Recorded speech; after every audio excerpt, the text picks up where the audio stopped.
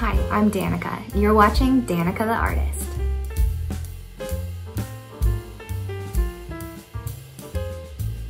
If you're a griever or just feeling stuck, this beginner art activity is just for you.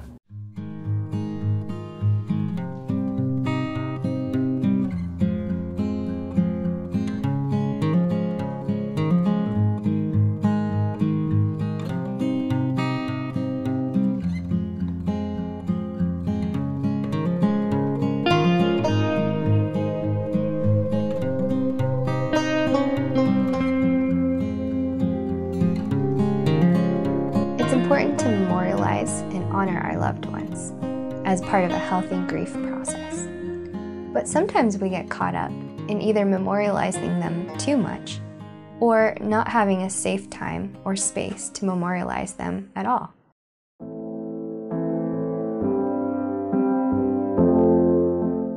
Artist Marc Chagall is a Russian-born Jew who fled the Nazi occupation in the 1940s with his wife Bella. They arrived to New York City, but shortly after, Bella contracted an illness and died only a few days later. This left Marc Chagall in a foreign country mourning his wife, and all that he knew was art. He began painting Bella, as if each painting was a love story to the one that he lost.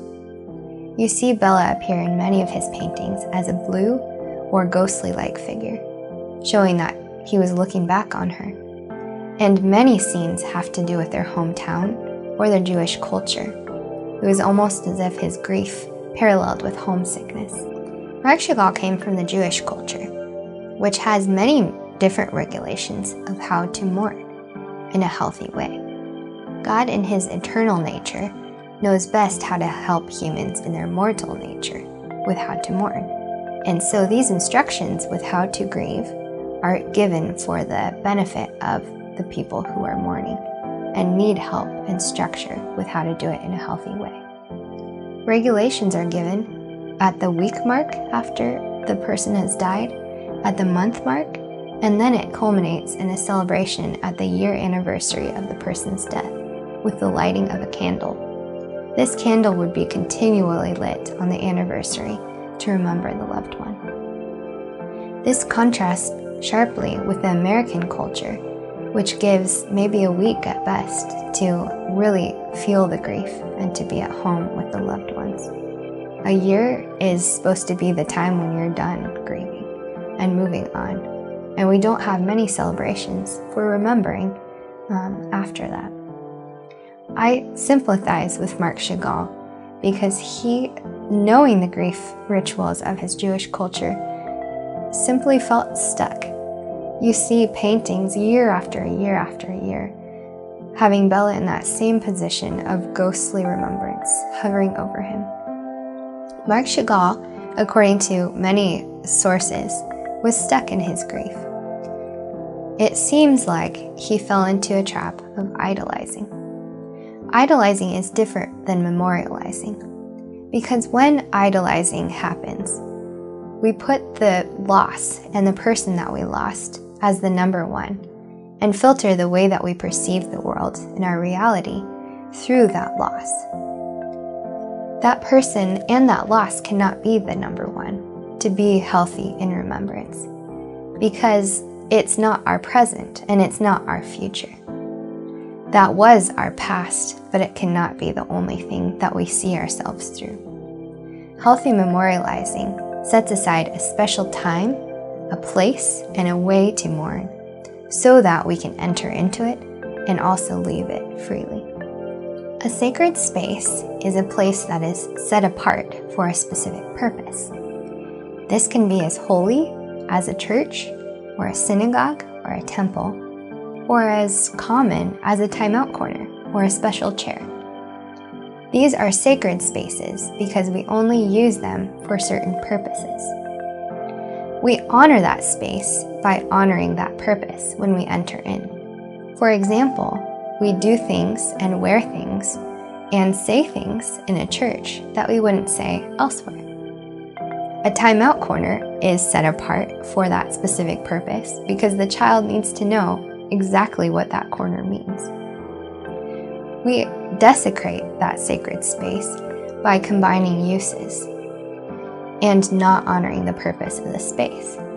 For example, if we go into a church and spray graffiti on the walls, that is desecrating that space by not honoring its purpose.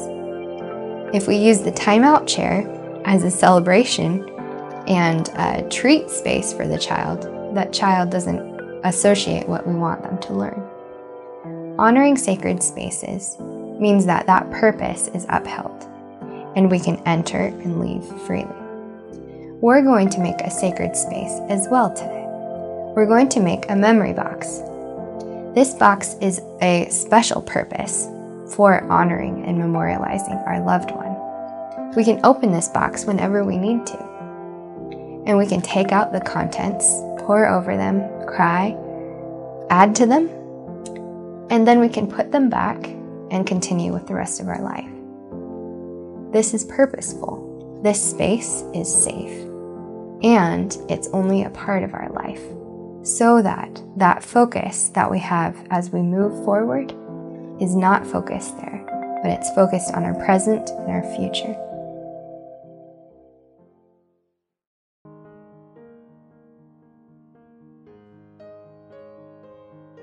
Today we're going to make a memory box. This is an important place for you to store your memories and to also process through as you decorate it according to what you want to remember or the needs that you have to remember. Your memory box will look unique to what you have to add to the surface, to what you want to put inside, and to the unique loss in the person that you're trying to remember. For this activity, I want you to browse in your craft stash, maybe your kids' school items, and also around your house for different memorabilia. Memorabilia means little tiny pieces of random things. Now, these memorabilia can be especially important, can be related to the loved one or your experience of grief. For example, I browsed around my craft stash and found these blue flowers that remind me of the painting Forget Me Not, which I'll show you in the next lesson. I found this pack of beads that remind me of little tears, as if they were crystallized. These hearts are left over from a project from our wedding. This cross, I have no idea where it came from, but I found it. And then these worry dolls were given to me by somebody I don't even remember now, but they remind me of my childhood. And then this candle was given to me when I lost my grandpa. Additionally, I created items to add to the memorabilia stash. This is a tissue that I formed into a doll. I was crying one day and noticed that the folds looked like a person, and so then I folded it more. When my grandpa passed away, my sister and I got together with our significant others and we wrote down memories of my grandpa. We did this in our own little ceremony to say goodbye to him, and so I have these collected to add to my stash of memorabilia. Additionally, I have this antique cigarette box that is broken, but I love to save because it's really pretty and I like the wood.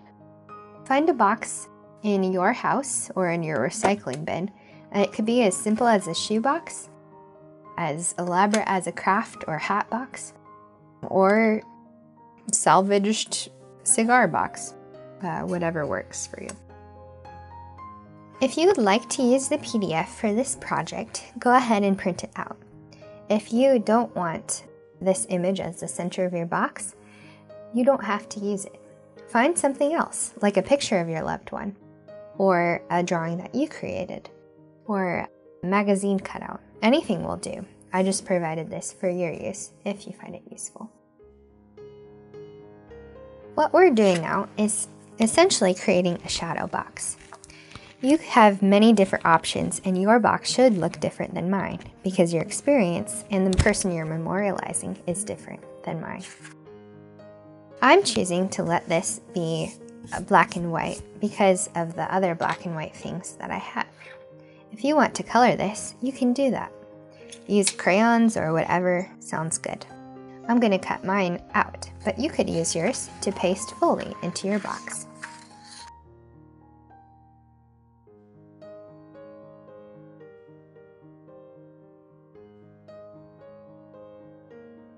You might use several types of glue for this project, depending on what you're trying to glue down. I'm going to use Mod Podge to adhere the paper to the box. This will be a glue that will prevent some wrinkles in the paper. I'll use hot glue for the bigger items, like these.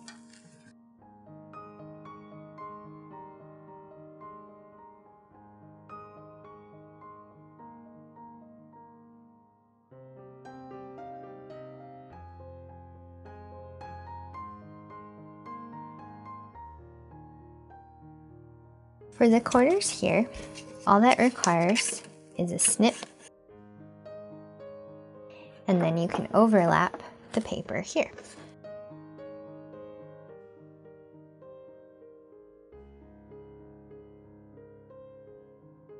And then finish covering the top with glue. This will seal our piece of paper.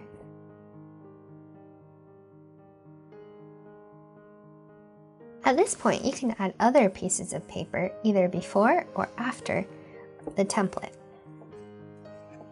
This could provide the background. You could choose to have a realistic background, like nature or a photograph from a magazine, or it could be pieced together pieces of paper, even a journal that you've written. If you use Mod Podge, make sure you wash the brush.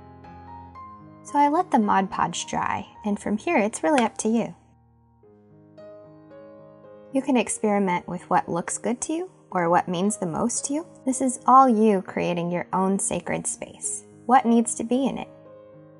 What do these hands mean? That's a good way to start. Whose hands are they? Are they yours? Are they holding your grief, memories, or tears? Are they supposed to be God's hands, so you're trying to surrender your grief and your memories to Him? Maybe it's the hands of your loved one, offering what they have given you. I think for me, these are my hands, holding the memories and tears that I've shed in memory of the loved ones I've lost. So that tells me what needs to be in the hands as I fill my box. I'd like to put in things that are mine to hold. So I think that I'll put this candle in my hands because it symbolizes the candle that I was given when my grandpa passed away. It's shorter, so it'll fit in the box. I think this little doll of tissue also belongs in here.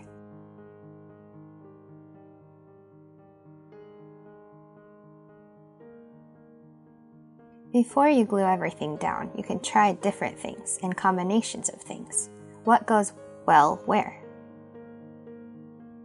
This right here, I can make something fancy out of the cross and channel the style of Mexican shrines and the work of Frida Kahlo.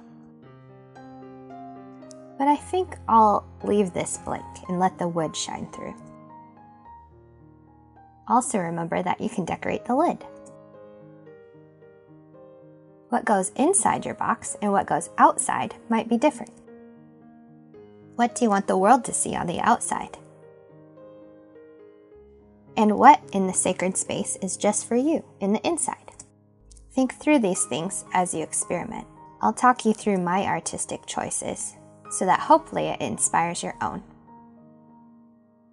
I like the placement of this candle and the doll, so I'll go ahead and glue them down.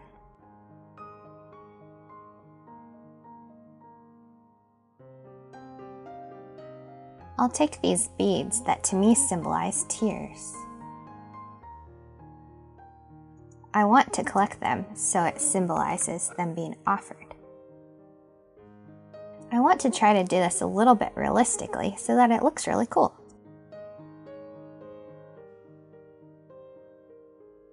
So if I hold the beads in my hand, it tells me where they should go, how they naturally form.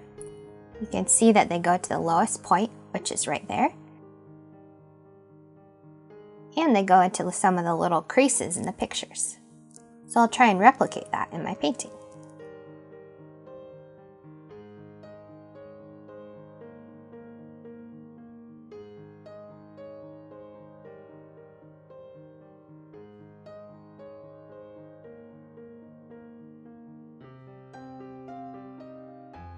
So I have an idea that the top of my box will have the forget-me-not flowers and maybe some dirt below them so that it looks like they're growing up. And then underneath is all the tears that were shed and the sad things, so that I'm illustrating this process of what is underneath is what makes the outside beautiful. So setting aside this for a moment, I think I'll remove some of these stickers, see if I can.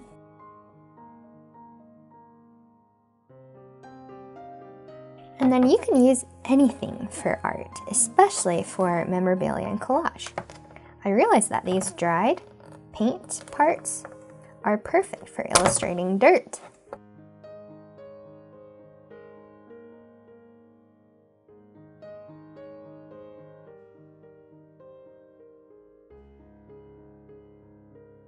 This is a great thing about art, is that nothing is wasted.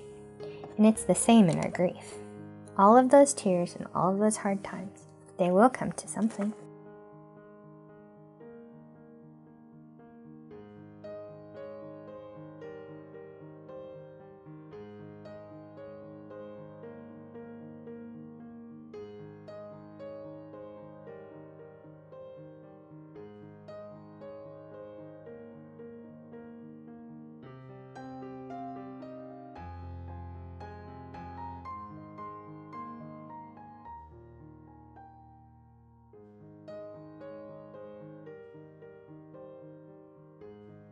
Because we've been talking about different seasons and I've been learning how to grow, I think I'll use the idea of the roots that we talked about by adding it in paint. I'm just using soft lines so that when this glass is over the bottom, it's like the tears and the sadness are what are feeding the roots. That's what are giving life to the forget-me-nots.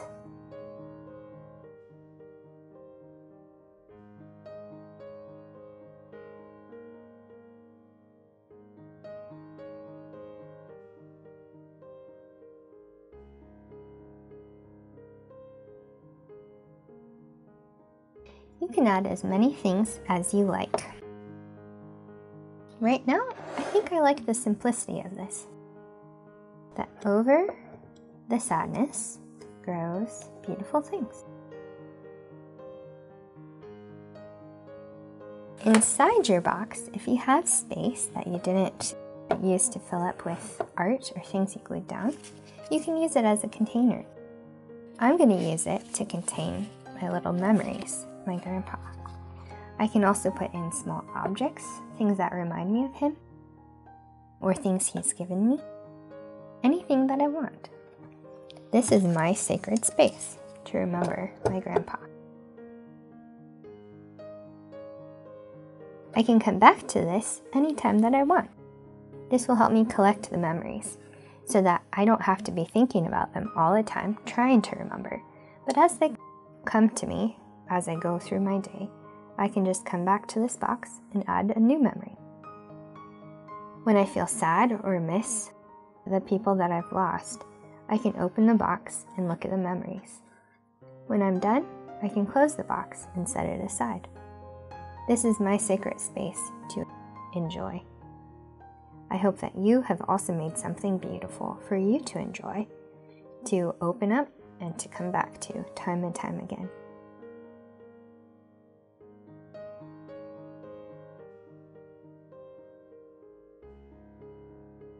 If you found some new insight or inspiration, make sure to hit the subscribe button and like this video. That lets me know that you want to see more videos just like this one. I'm a certified therapeutic art life coach, as well as an artist, art teacher, art minister, and creative mama. Jeez. You can check out my artwork and learn more about my coaching and other projects at danicatheartist.com. Thanks for watching. Thank you.